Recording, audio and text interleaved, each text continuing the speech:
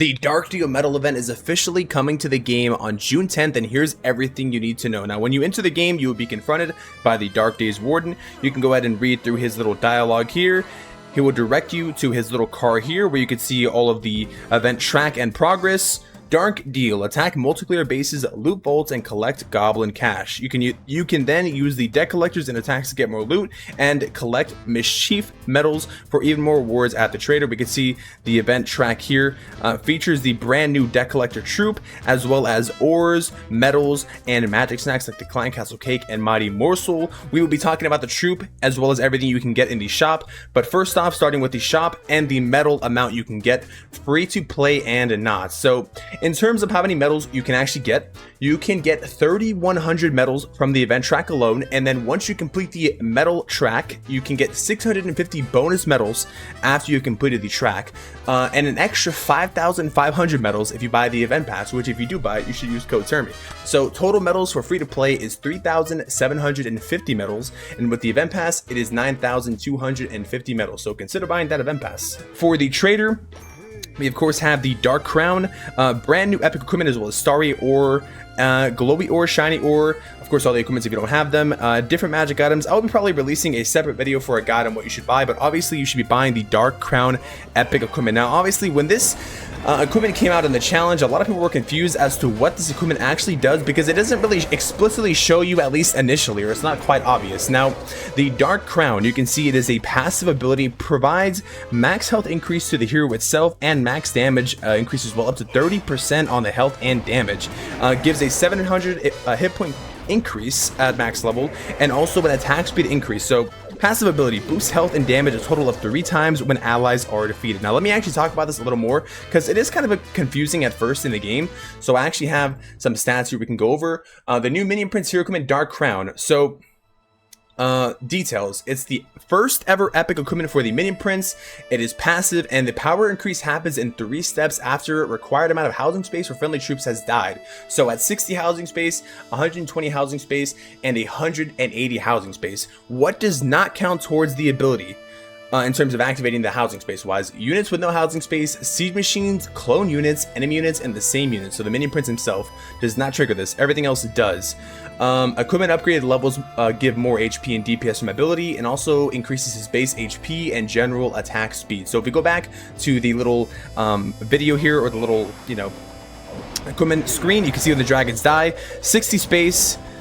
Then we have 120 space, and then last but not least we have 180 space, because each dragon is 20. You can see he gets larger and he does more damage, and his attack speed is increased over time. We watch it one more time just so you can see again.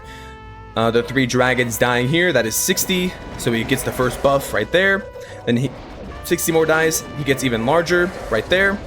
And then the final ones die, and he gets even larger right there. So honestly, could be very good for like the longer he's in the attack. Now it does rely on your army dying, but it's only 180 housing space, so that is quite a bit of dragons to fully activate. But obviously, like I mentioned here, all the stats here, different things do actually count towards it. So the only things they don't count are things in the housing space, siege machine, clone units, enemy units, and the same units. So that means that spells, I believe spawn spells, and like bats and skeleton spells, as well as other heroes and pets, do everything with the housing space besides these things mentioned here.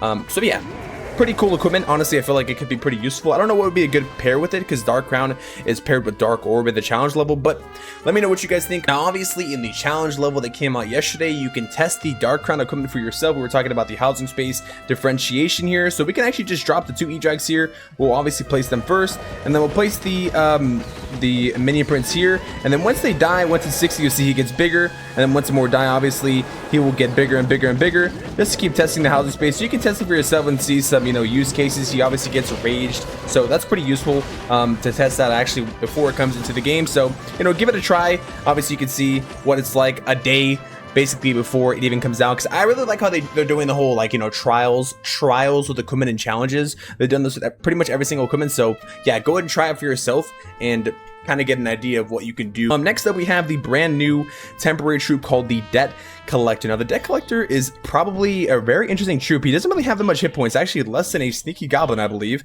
Very slow, but he gives you extra loot by 100%. Now Greedy Fingers. The deck collector targets resource buildings and loots way more than a regular goblin. Additional loot is not taken from the defender, rather it is generated by the deck collector himself. So this is very interesting to see, because you'll notice when we're attacking a base here, so this base has what, 200, let's just say 250,000 loot, right? So when we loot it, in theory we should get about 500,000 loot after looting it all. So let's just go ahead and place our deck collectors on these resource buildings here. This is so interesting how people have this in this build here. So we can go ahead and end, and we'll see we have 494,000, even though the person that we just attacked here in the replay only had 250,000. So that is pretty cool. In terms of comparing these stats here, we can see that it is pretty similar to the Sneaky Goblin. It's actually weaker, but it does do, you know, double the amount of loot. So this is going to be a very good event for farming, for lower accounts, higher accounts, because if you find a base with 1 million, then you're going to get 2 million, and same thing. And the best part about this is, people might be thinking, well, that's kind of sucking for the defender, but like it says here, this loot is not actually taken from the defender itself. Let me go back to the deck collector here. So this loot is actually not stolen from the defender itself. Like, obviously the 1 million would be in my case of if you find a base with 1 million and you get 2 million. The loot is generated by himself, so don't worry, you're not gonna be stealing everybody's loot. It's just generated by the deck collector. Pretty much by himself. One thing I forgot to mention though is there's going to be some cosmetic changes that are going to be happening to storages. Now they're currently not available in the dev build, that's why I forgot to talk about them, but storages are going to be getting a new look. You can see the gold and the elixir storage here looking very different. They're going to be turning into vaults temporarily for the events. This is resource storages are vaults. That's right, villages everywhere have swapped their gold and elixir storages for airtight vaults. Deck collectors will make these a big priority in attacks. So I believe, based on what this is saying, obviously I cannot see from myself because it's not available in the build, I think the deck collectors might be going directly for the storages first and then they'll go for the collectors. But yeah, I mean, it's just kind of confusing because it's not in the build, but it should be in the event, actual like game when the event starts. But I kind of just want to pop in here, turn me from the future, because I forgot to include that in here, so now I'm gonna have to edit it in. Anyways, back to the video. In terms of everything else, yeah, I mean, honestly, just do the event, collect the mischief medals. You can get the event medal. Dang, everybody just has bases like this. It's crazy. Shout out Henrik. You can see each building in terms of getting the goblin cash will be different resource-based buildings across the maps. You can see once you collect these, you'll be able to get 250 from each building. Once you destroy them, see in this case, look, this guy, he literally has a mill. So we can loot all this. It should be double the amount. Oh my god, this, if you find a whale during this event, it's gonna be kind of nutty. Holy. Go ahead and loot the rest of these here on the goblins. I feel like you really need to make sure that you know, use the goblins though, like on the resource buildings to get the loot, right? Okay, and Jesus, dude, the amount of loot is crazy. And of course you got the goblin cash too. So yeah, in terms of the event, I think that's everything you need to know. Go out there and get yourself some dark deal event tickets, medals, and yeah, let me know what you guys think about the event. And of course I'll be making a video about everything you should buy in the event too, so stay tuned for that and subscribe if this video helped you. Until then, I'll see you guys in the next one, and I'm out. Peace.